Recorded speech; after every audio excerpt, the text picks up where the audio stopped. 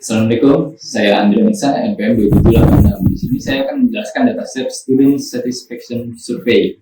Survei yang dilakukan di sebuah perguruan tinggi otonom untuk menilai kinerja fakultas dan perlakuan terhadap mahasiswa. Kuesioner sebanyak 20 disebar ke mahasiswa di perguruan tinggi dan untuk mendapatkan umpan balik. Import file berfungsi untuk mengimport modul file. Modul ini memungkinkan kita untuk mengakses fitur yang berkaitan dengan pengunggahan file dari komputer. Di sini kita memanggil upload, fungsi upload, untuk membuka jendela pemilihan file dari komputer. File tersebut akan disimpan di dalam file upload. Variabel ini biasanya berbentuk dictionary yang berisi nama file sebagai key dan konten file dalam bentuk biner sebagai value. Setelah kode dijalankan, berhasil diunggah, menunjukkan seperti ini. Pandas digunakan untuk mengelola dan memanipulasi data. NumPy untuk operasi numerik, Matplotlib, dan Seaborn untuk membuat visualisasi data yang menarik. Selanjutnya kita juga mengimport beberapa library dan dari scikit-learn untuk membuat model klasifikasi seperti logistik, regression, dan NetBayes, serta mengevaluasi performa dengan confusion matrix dan akurasi score. Fungsi read.csv untuk membaca file CSV-nya yang menampilkan isi dari file CSV. Setelah file terbaca, terdapat tabel 580 baris. Setiap baris adalah satu pertanyaan yang diajukan pada mahasiswa dan 12 kolom, yaitu kolom serial number, total feedback given, total configured, question, kolom weighted 1-5, average, dan percentage. Saya Marta dengan NPM 2713. Print data frame head. Kode ini digunakan untuk melihat 5 baris pertama yang berguna supaya kita tahu seperti apa isi dan struktur data yang akan dianalisis. Dari hasilnya, terlihat bahwa setiap baris berisi satu pertanyaan survei. Di bagian weighted, kita tahu berapa banyak mahasiswa yang memberi skor 1-5. Kemudian ada nilai rata-rata dan persentasenya. Semua data ini berasal dari jurusan B, Food Technology. Kemudian print df info. Kode ini menampilkan informasi struktur dari dataset. Dari hasilnya terlihat bahwa dataset memiliki 580 baris dan 12 kolom. Setiap kolom tidak memiliki data kosong karena semuanya memiliki 580 nilai.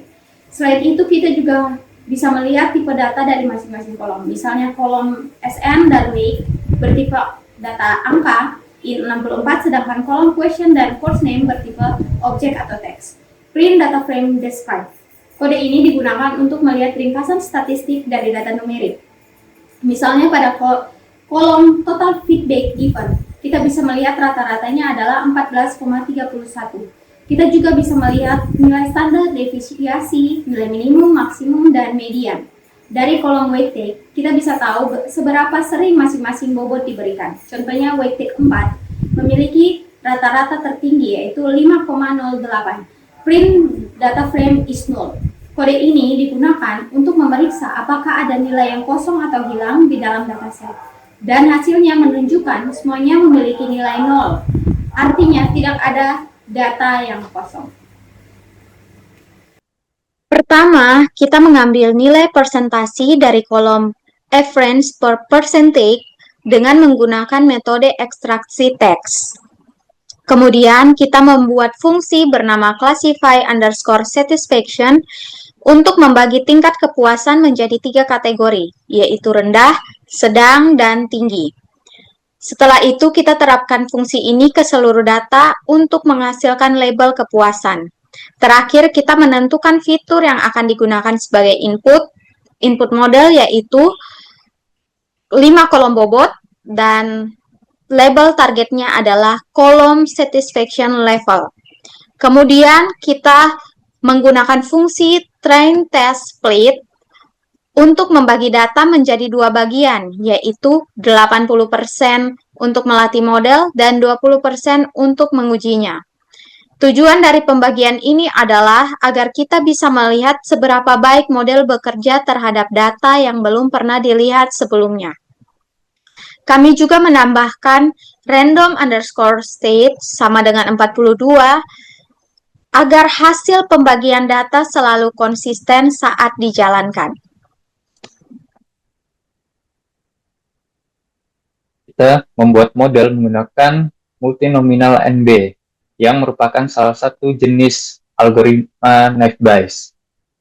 Model ini sangat cocok untuk data kategorikal yang sangat diskrit, seperti bobot dari jawaban survei mahasiswa. Selanjutnya, kita melatih model menggunakan fungsi fit. Hasil prediksi ini nantinya akan kita evaluasi untuk melihat seberapa akurat model kita dalam mengklasifikasikan tingkat kepuasan mahasiswa. Di sini, kita menggunakan fungsi akurasi score dari pustaka Sklearn. Hasilnya adalah sekitar 0,8448 atau 84%. Ini berarti bahwa model kita mampu mengklasifikasikan tingkat kepuasan mahasiswa dengan tingkat akurasi yang cukup tinggi. Hasil ini menunjukkan bahwa model cukup efektif dan bisa digunakan untuk analisis awal terhadap data kepuasan mahasiswa. Saya Ahmad Syahdi dengan NPM 2752. Baik, selanjutnya ada classification report. Model menunjukkan akurasi 80% secara keseluruhan. Kita bisa lihat bahwa model sangat baik dalam prediksi mahasiswa yang sangat puas dengan Evans score sebesar 0,93. Namun model masih kurang baik dalam prediksi mahasiswa yang tidak puas karena recallnya hanya 0,38. Secara keseluruhan, model sudah cukup baik dan bisa digunakan untuk memprediksi tingkat kepuasan berdasarkan data survei mahasiswa. Selanjutnya kita mencetak confusion metric menggunakan fungsi confusion metric dari Scholar.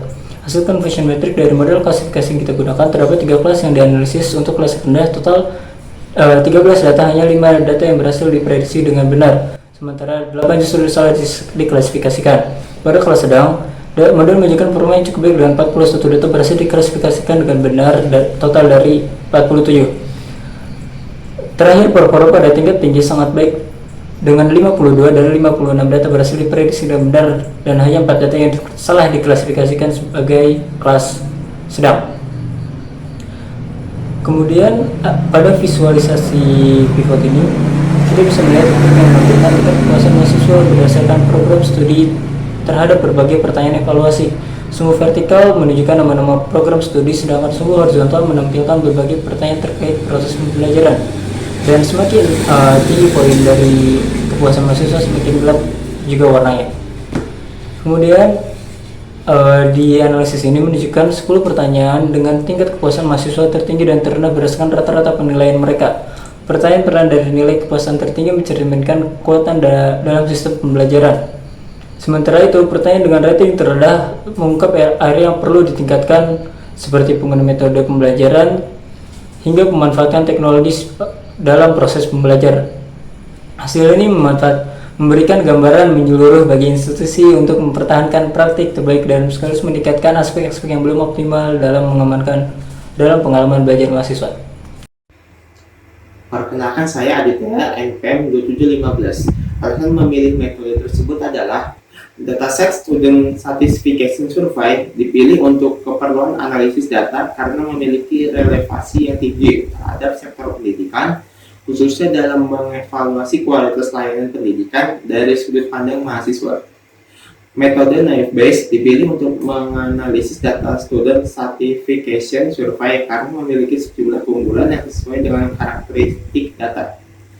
Kesimpulan analisis data survei kepuasan mahasiswa. Metodologi model naive Bayes untuk prediksi kategori kepuasan 70% training, 30% testing. Temuan utama model naive Bayes digunakan untuk memprediksi tingkat kepuasan berdasarkan program studi, pertanyaan, dan rating. Implikasi dan rekomendasi data terdiri dari 2 macam, yaitu kekuatan. Yang pertama, kekuatan pertanyaan rating tertinggi menunjukkan area keunggulan institusi. Yang kedua, perbaikan. Pertanyaan rating terendah mengindikasikan area yang perlu ditingkatkan.